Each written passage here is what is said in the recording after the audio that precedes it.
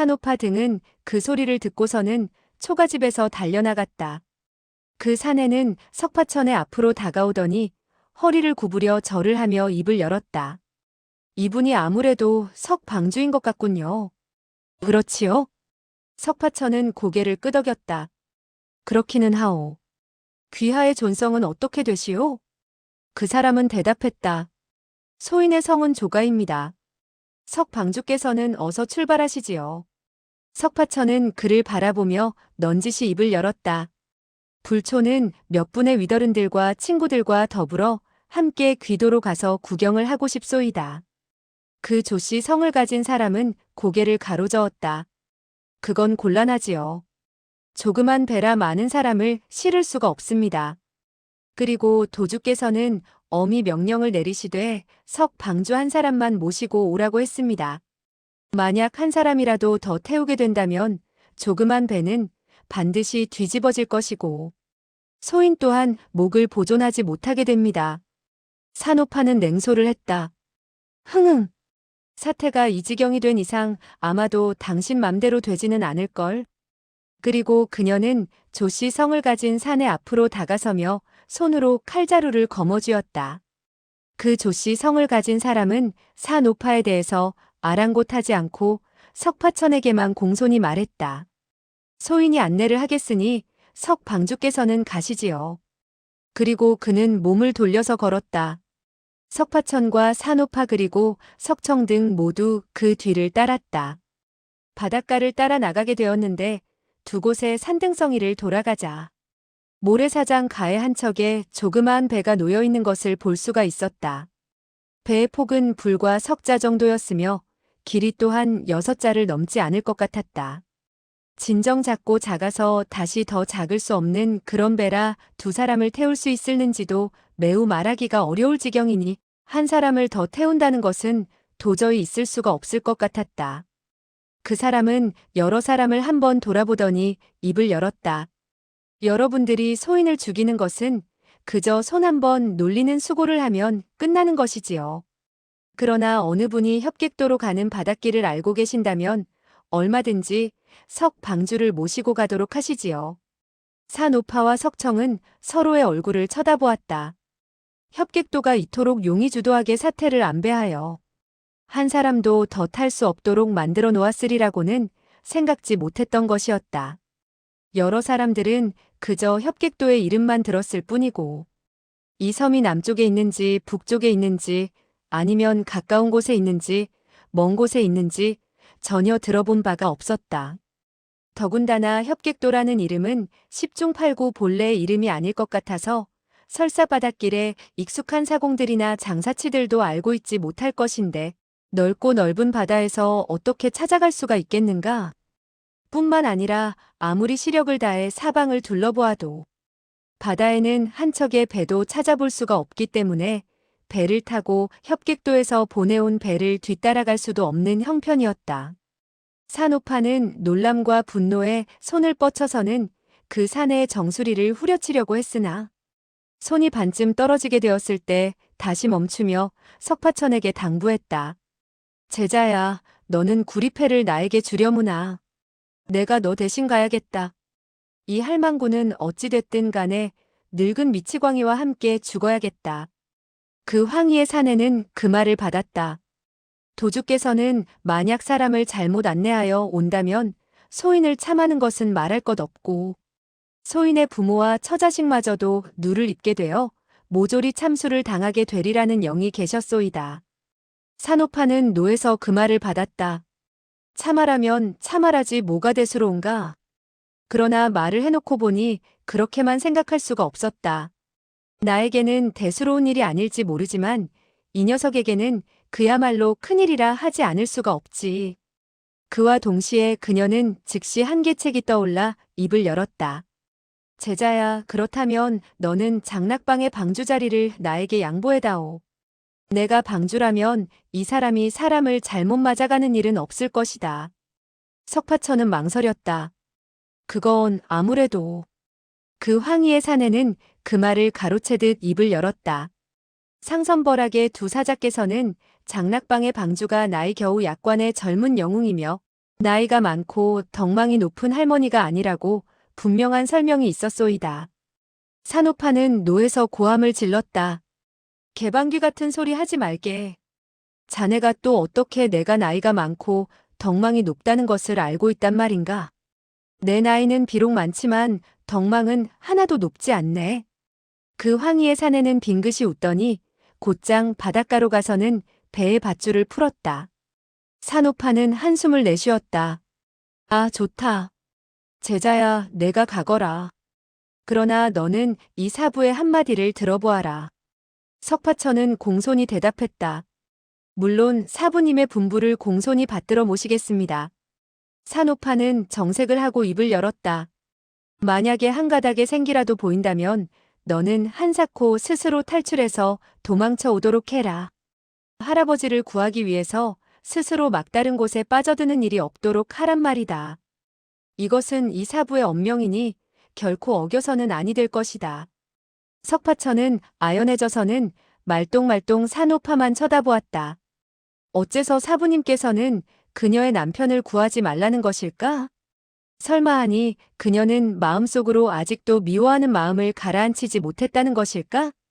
이와 같은 생각과 더불어 할아버지는 반드시 구해야 된다는 생각에 산호파의 신신당부에 대답을 하지 않았다. 산호파는 다시 당부를 했다. 너는 가서 늙은 미치광이에게 내가 이곳에서 3개월간 기다리겠다고 해라. 그리하여 내년 2월 말까지 만약에 이곳으로 달려와 나와 만나주지 않는다면 나는 바다에 뛰어들어 죽어버릴 터이니 다시는 벽라산으로 가라는 등의 엉터리 말을 하지 말라고 해라. 그렇지 않을 때 나는 죽어 악귀가 된다 하더라도 그를 용서하지 않을 것이다. 석파천은 고개를 끄덕였다. 네, 알겠습니다. 수아는 말했다. 오라버니, 나 역시도 마찬가지예요. 이곳에서 오라버니를 3개월 동안 기다리겠어요. 만약에 돌아오지 않는다면 나는 바로 할머니를 따라 바다에 뛰어들고 말겠어요. 석파천은 마음속으로 흐뭇한 한편 처량하고도 괴로움을 느끼며 재빨리 입을 열었다. 수아는 그럴 필요가 없소. 수아는 한사코 말했다. 나는 그러겠어요. 그 한마디의 음성은 매우 나직했으나 조금도 후회하지 않겠다는 굳건한 뜻이 가득 서려 있었다. 민유는 입을 열었다. 소형제, 아무쪼록 무사히 돌아오기를 모두 이곳에서 빌어주겠네. 석파천은 공손히 대답했다. 석 부인께서도 몸 보중하시고 아들 때문에 걱정을 하지 마십시오. 그는 사선생을 따라갔으니 훌륭한 사람이 될 것입니다. 그리고 저를 위해서도 걱정하지 마십시오. 이 장락방의 방주는 가짜이니 어쩌면 저들이 저를 되돌려 보내줄지도 모릅니다. 장삼과 이사는 또 저와 의형제들이니 정말 위급하게 되었을 때 그들이 제가 죽는 것을 보고도 구해주지 않을 리가 없을 것입니다. 민유는 천천히 고개를 끄덕였다. 아무쪼록 그렇기를 바라네. 그러나 그녀는 그렇게 생각하지 않았다. 이 젊은이는 무림의 인심이 얼마나 험악하다는 것을 모르는구나. 그와 같은 결의 형제를 어찌 진정으로 받아들이겠는가. 석청 역시 한마디 당부를 했다. 소형제, 섬에서 만약에 그 누가 손을 쓰게 되었을 적에 자네는 내력을 돋우고는 우격다짐으로 싸우되 무슨 초식이고 도법이고 아랑곳할 필요가 없네. 그는 석파천의 내력이 놀라운 만큼 한가닥에 생기는 바로 그 내력에 있다는 것을 믿고 있는 것이었다. 석파천은 이번에도 고개를 숙여 보였다. 예. 석 장주께서 지도해 주신 말씀에 사의를 표합니다. 백만검은 그의 손을 잡고서는 말했다. 사위, 우리는 이제 한 집안 사람이네. 우리 부친으로 말하면 연세가 많으시니 자네가 반드시 많이 돌보아줘야 할 것이네. 석파천은 그가 자기를 사위라고 불러주자 그만 얼굴을 빨갛게 붉히며 대답했다. 그 점 저도 알고 있습니다.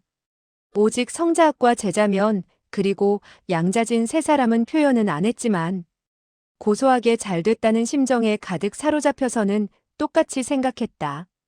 30년 동안 이미 세 패의 무림 고수들이 협객도로 떠났으나 한 사람도 살아서 돌아온 사람이 없다. 내 녀석도 머리 셋 달리고 팔이 6달린 사람이 아닌 만큼 어찌 예외가 될 수 있겠는가.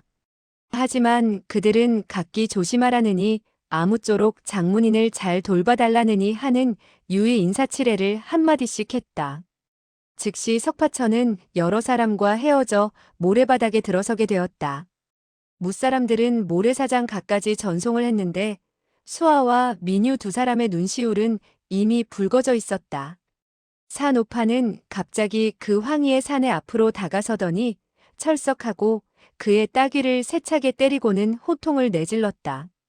자네는 위더른에 대해서 무례하게 행동했으므로 좋고 그른 것을 알도록 해주는 바일세. 그런데 그 사람은 반격을 하지 않고 얻어맞은 뺨을 어루만지며 빙그레 웃더니 조그만 배 위로 올랐다. 석파천은 무사람에게 손을 흔들어 작별을 고하고 그 사내의 뒤를 이어 배에 올랐다. 그 조그만 배는 두 사람을 태우게 되자 배전이 바닷물과는 이미 몇치도 되지 않는 곳까지 이르게 되었다. 진정 한 사람도 더 태울 수 없는 배였다.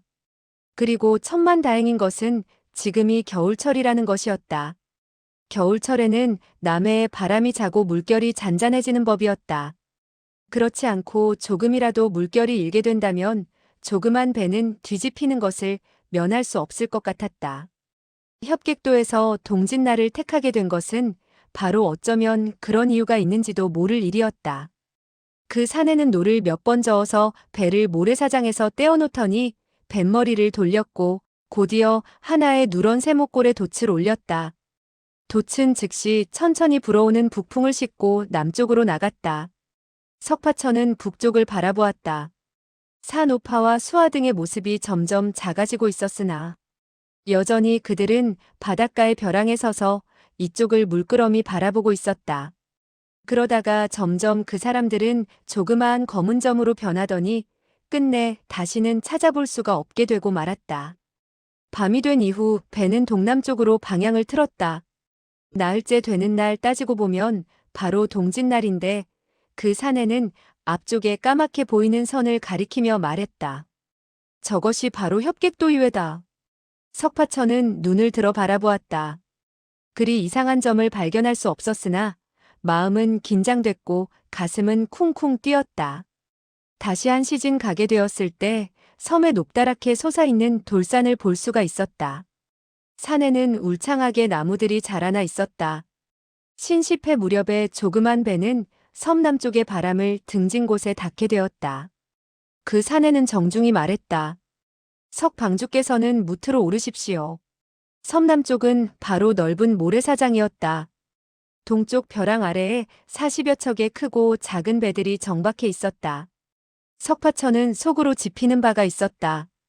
이곳에 배들이 적지 않으니 섬에서 목숨을 건지게 된다면, 이곳으로 도망쳐와 한 척의 조그마한 배를 빼앗아 탄다면 위험에서 벗어나기는 어렵지 않을 것이다. 이와 같은 생각으로 그는 무트로 올랐다. 그 사내는 밧줄을 들고 무트로 오르더니 밧줄을 커다란 바위에 감아매었다. 그리고 품속에서 소라를 꺼내 우우하고 불었다. 얼마 후 산 뒤쪽에서 4명의 사내가 달려나왔다. 한결같이 누런 옷을 걸치고 있었다. 그들은 재빨리 석파천 앞으로 달려오더니 허리를 구부렸다. 도주께서는 영빈관에서 삼가석 방주께서 오시기를 기다리고 있습니다. 자, 가보시지요. 석파천은 백자재가 걱정되어 물었다. 설산파의 장문인 위덕 선생은 이미 도착하셨소?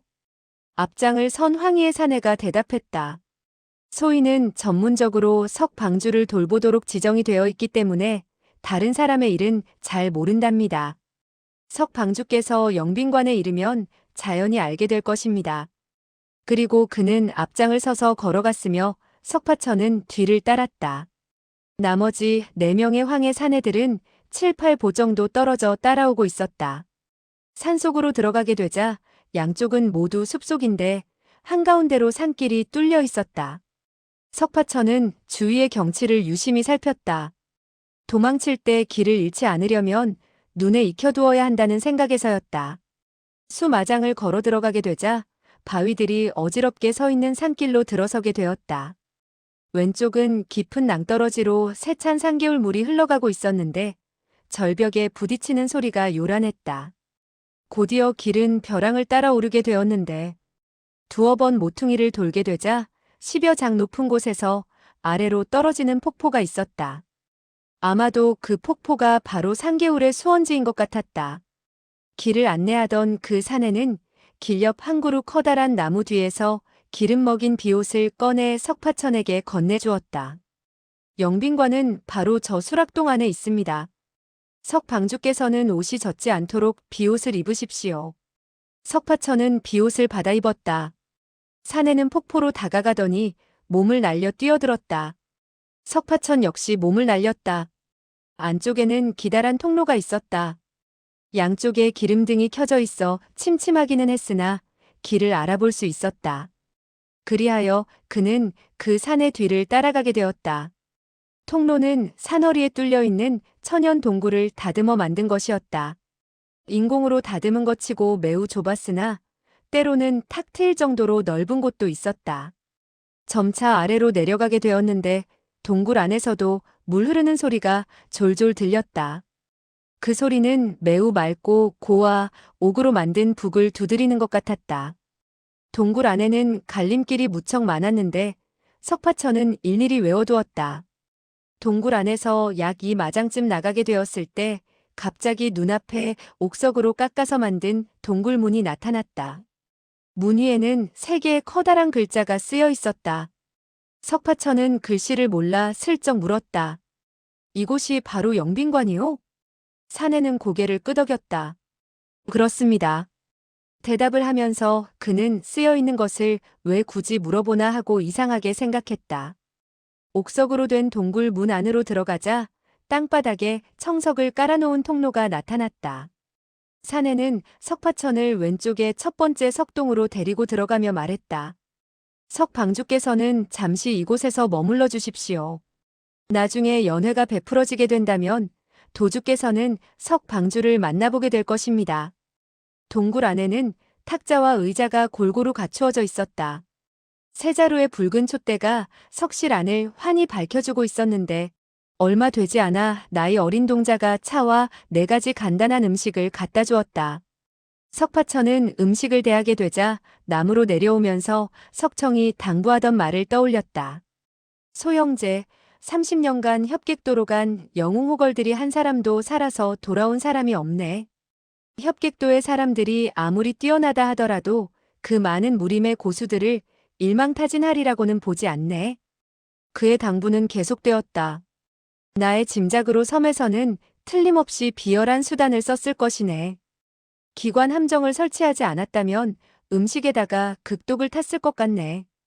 그들이 공공연히 사람들을 청해 동지 팥죽을 맛보게 한다고 떠들어대었으니 그 한 그릇의 팥죽은 모든 사람들이 지켜보는 것이라 어쩌면 이상야릇한 점이 없을 수 있겠으나 도리어 흔히 보는 다과나 밥과 찬들을 경계하지 않을 수가 없을 것이네.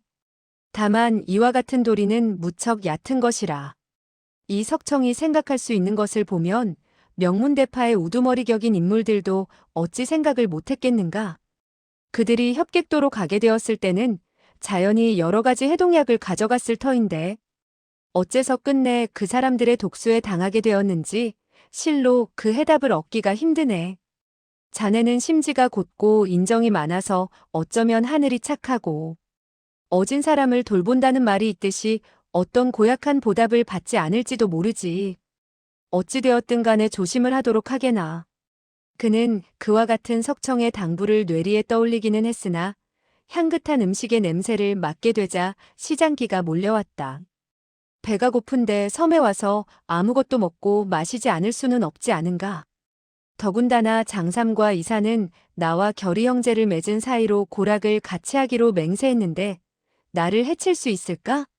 그리하여 그는 즉시 소매, 춘권, 전병, 증고 4가지에 갖다 놓은 음식을 먹어치우고 한 주전자의 찬물도 반이나 비워버렸다. 석동에서 약 1시즌쯤 기다리게 되었을 때 갑자기 요란한 종소리와 북소리 등이 크게 울렸다. 길을 안내했던 사내가 석동의 입구에 나타나 허리를 굽혔다. 도주께서 석방주가 연회에 참석하도록 청하십니다. 석파천은 그를 따라 나섰다. 몇 개의 석실을 지나게 되자 종소리와 북소리가 더욱더 요란하게 들려왔고 눈앞이 훤히 밝아지는 것을 느끼게 되었다. 알고 보니 한 커다란 석동 안에 소의 기름을 짜서 만든 촛불이 잔뜩 켜져 있었고 100여 개나 되는 탁자들이 놓여 있었다.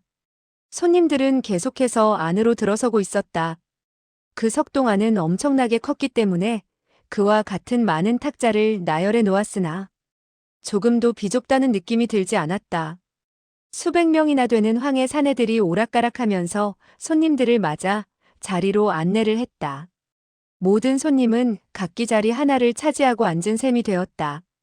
그런데 이곳에서는 손님을 옆에 모시고 앉는 주인 쪽의 사람들을 볼 수가 없었다. 무손님이 자리에 앉자 주악 소리가 곧 멈추게 되었다. 석파천은 사방을 둘러보았다. 대뜸 백자재가 가슴을 펴고 앉아있는 것을 볼 수가 있었다.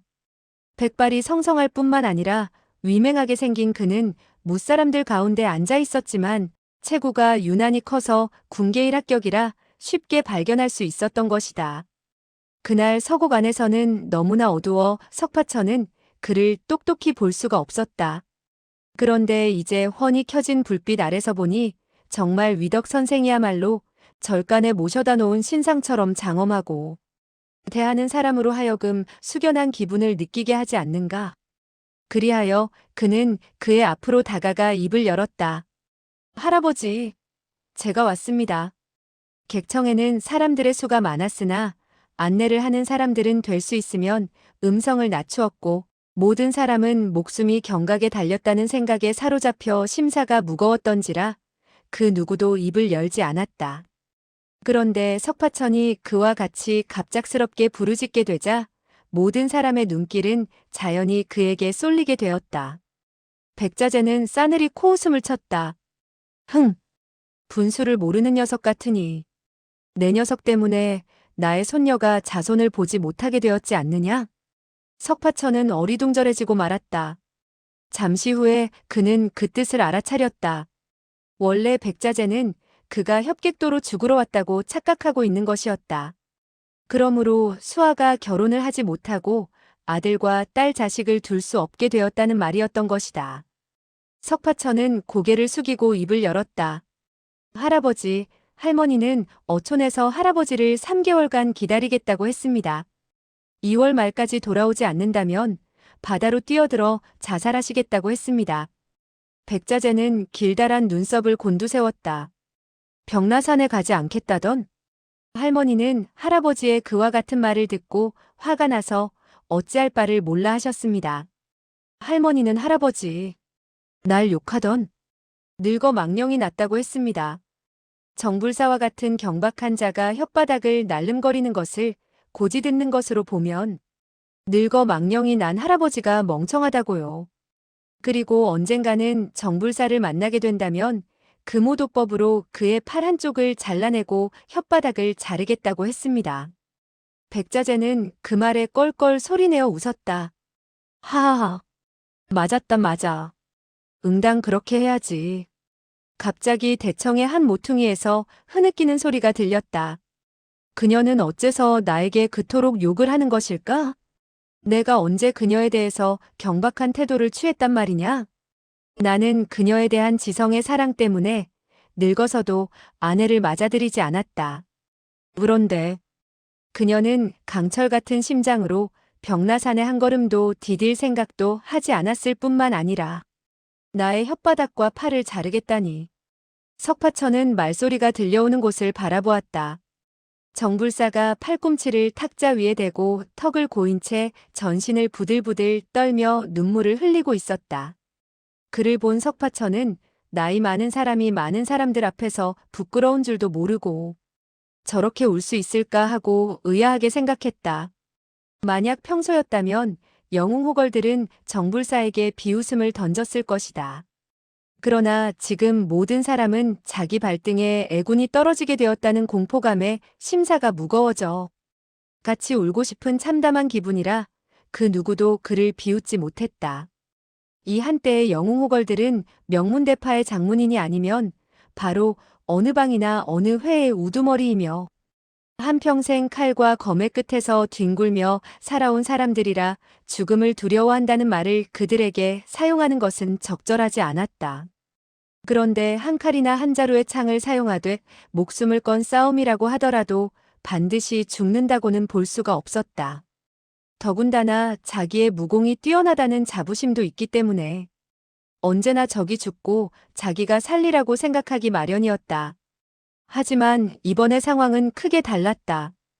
이 섬에 오르게 된다면 반드시 죽는다는 것을 알고 있으나 어떻게 죽는 것인지 전혀 알 수가 없었다. 그러니까 반드시 죽어야 할 운명에 다시 두렵고도 의심스러운 생각마저 가지게 되어 옛날의 커다란 적을 눈앞에 두고 남이 볼 수 있도록 정당하게 겨루는 광경보다 그야말로 감당해 내기가 훨씬 힘든 것이었다. 그런데 벼랑간 서쪽 모퉁이에서 목쉰 여인의 음성이 들려왔다. 흥, 흥, 뭐가 지성이고 늙기까지 장가를 안 가. 사소치에게 그토록 미련이 남았다면 어찌하여 우리 언니와 더불어 딸을 가졌지? 삽시간에 정불사는 얼굴이 새빨개져서는 몸을 벌떡 일으키고 물었다. 너는 누구냐? 어떻게 그와 같은 사실을 알고 있느냐? 그 여인은 시큰둥하게 대답했다. 우리 언니 일을 내가 왜 몰라요? 당신의 딸은 어떻게 되었나요? 죽었나요? 아니면 살았나요? 정불사는 그만 쿵하니 의자에 털썩 주저앉았다. 그런데 너무나 세차게 앉는 바람에 우지끈 뚝 하는 소리와 함께 대나무로 만든 의자의 네 다리가 부러졌다. 여인은 다시 다그치듯 질문을 던졌다. 그 계집애는 죽었나요? 살아있나요? 빨리 말해봐요. 정불사는 중얼거리듯 말했다. 내가 어떻게 알겠는가. 그 여인은 날카로운 어조로 조롱하듯 말했다. 언니가 돌아가실 때 반드시 당신을 찾아내어 그 딸의 행방을 알아내야 한다고 당부했어요. 그리고 나보고 돌보라고 했는데 짐승만도 못한 도적 같으니 우리 언니의 한평생을 그르치고도 모자라서 남의 여편네만 생각하고 있다니. 정불사는 그만 얼굴이 흑빛이 되어 두 무릎을 꿇었다. 의자가 부러졌기 때문에 그는 두 다리로 앉은 자세를 지탱하고 있었다. 그런데 두 다리에 맥이 빠지자 그만 꿇어앉게 되었던 것이었다. 하지만 그는 역시 무공이 뛰어나 재빨리 똑바로 섰다. 여인은 다시 날카롭게 외쳤다. 도대체 그 계집애는 죽었나요? 살아있나요? 20년 전 그 애는 살고 있었지만 그 후는 나도 모른다. 어째서 그 애를 찾아보지도 않나요? 그건 찾기가 어렵기 때문이다. 어떤 사람들은 그 애가 협객도로 왔다고 하던데 정말인지 거짓말인지 노부도 잘 모른다. 석파천은 그 여자의 몸매가 왜소하고 얼굴을 두꺼운 흑사로 가리고 있어서 얼굴 모습을 잘 살펴볼 수가 없었다. 따라서 그는 흉악하고 거칠기 이를 데 없는 정불사가 어째서 그녀를 두려워할까 하고 이상하게 생각했다. 그런데 바로 이때였다. 종과 북소리가 크게 일었다. 한 명의 황해 사내가 나타나더니 낭낭히 외쳤다. 협객도의 용도주와 목도주께서 삼가 귀빈들을 만나 뵙겠다고 합니다.